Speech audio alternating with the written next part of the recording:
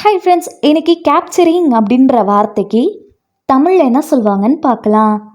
Capturing capturing இந்த வார்த்தைக்கு தமிழில் என்ன சொல்லுவாங்கன்னா பிடிக்கும் நடவடிக்கை, கைப்பற்றுதல், கவர்ச்சியான. இன்னும் நல்லா புரிஞ்சுக்கிறதுக்காக நம்ம 2 எக்ஸாம்பிள்ஸ் பார்க்கலாம்.